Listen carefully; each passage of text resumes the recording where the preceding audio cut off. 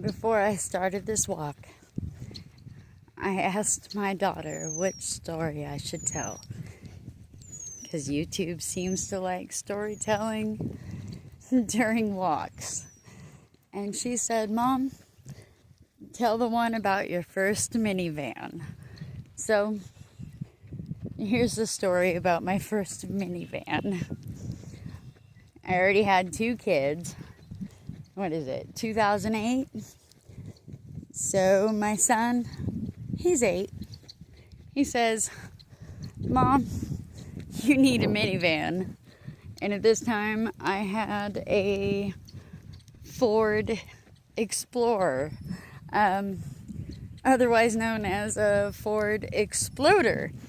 And I jokingly said, the only way that I would ever get a minivan is if I had another kid. So, lo and behold, not even 6 months later, I'm married and I find out that I am pregnant with my 3rd child. And there's this section in the newspaper that's called the free ads. It doesn't mean that the stuff is free. What it means is that it's free to advertise. Anything $500 or less, you could do 3 lines of advertisement.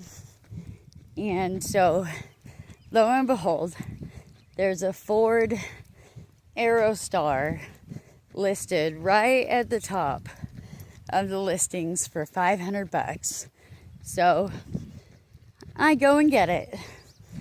Well, at this time, I'm in Oregon, and my parents, they live in Everett, Washington, which is a good distance away.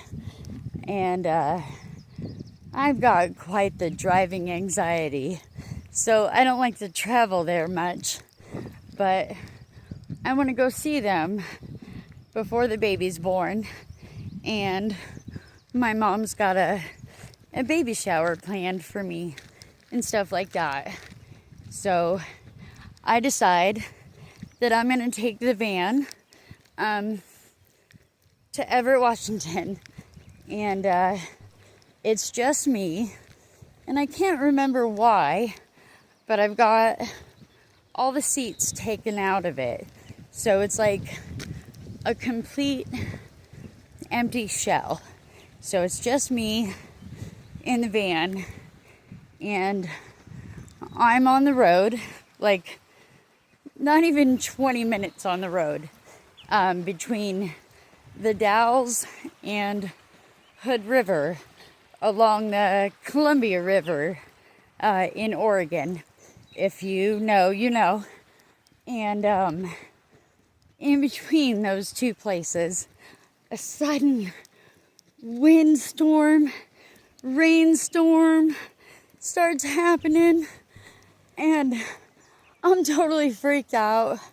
I stop at a rest stop. I call my mom and I tell her, this is really scary. Is like the whole trip gonna be like this? And she reassures me.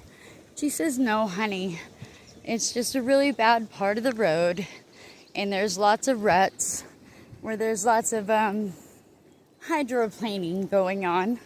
Again, if you know, you know. And so she reassured me that it was extra scary because the van wasn't weighed down.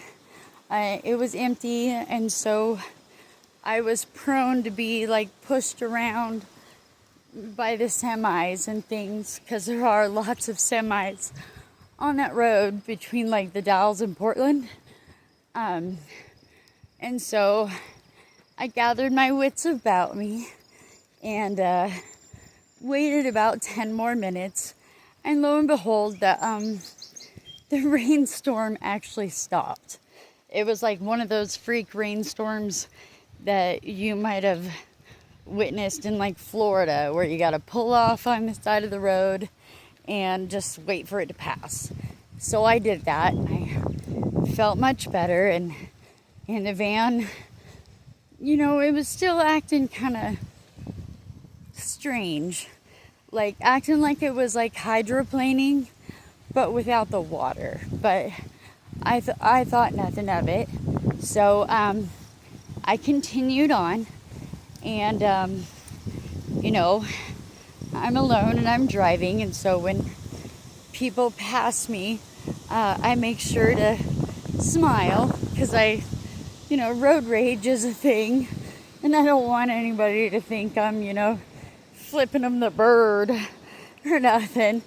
But this one guy in particular, he kind of like smiled at me like, oh, I don't know, like he thought I was pretty or something. And that can be dangerous as a female traveling alone. And so, I forgot to mention, I am a cigarette smoker, but with this pregnancy, I was trying to like cut down, and so I had promised myself that if I got the van, I wouldn't smoke in it. So because this guy had like kind of stressed me out and everything else, I decided I should stop at the nearest rest stop and have a cigarette. It just calmed down. I believe this was in Chehalis. Did I say that? I don't know. So it was about the halfway point between the Dalles and Everett, Washington for me. And so I pulled the van into the rest stop, and the guy who had smiled at me followed me onto the off-ramp to the rest stop, and that kind of freaked me out a little, and so I just like rushed immediately to the bathroom to go pee, because of course I'm like majorly pregnant at the time. Oh my gosh, you guys got to see this really cute calf. Let me see. Where's the baby? I'm really bad with this camera angle. Oh,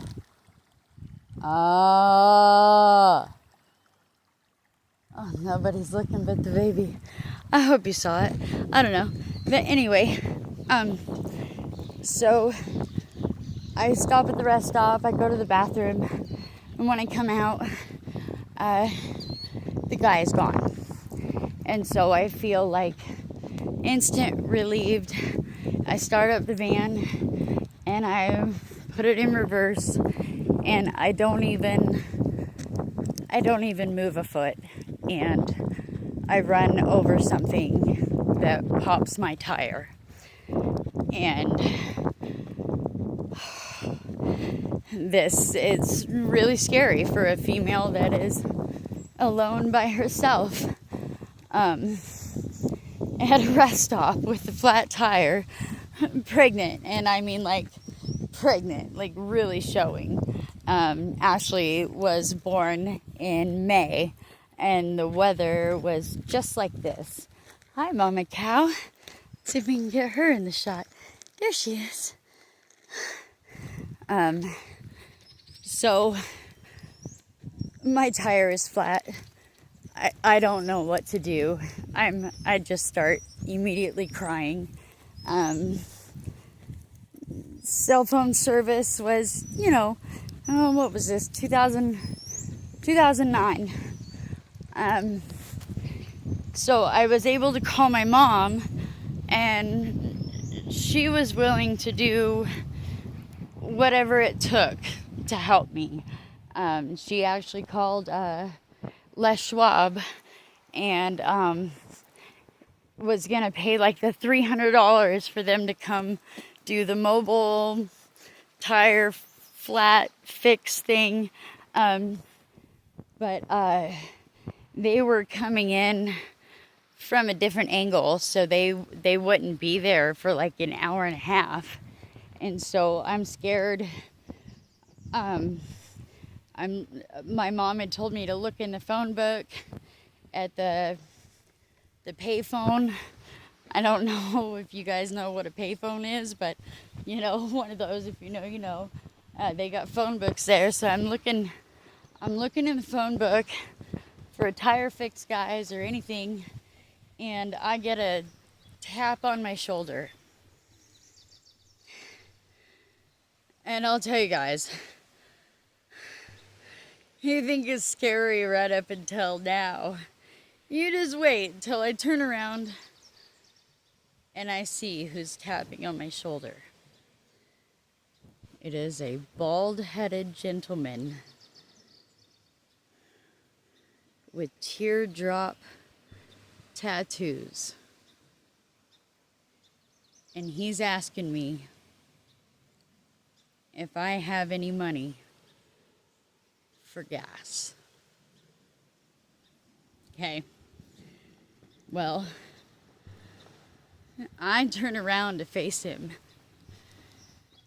and he immediately sees that I'm crying, and whatever shred of dignity this man still had in him was affected by my pregnant state and the tears rolling down my face. He just looked at me like, "What's your problem, lady?" And I told him I had a flat tire. And he said, "Do you have a spare?" I said, "Yeah." He said, "You got a jack?" I said, "Yeah." He said, "Then what's your problem?" And I pointed down to my belly. And I said, "I can't do it." He stopped talking right there, went immediately to my van, and pulled out my spare tire and my jack, and proceeded to put on the spare tire for me.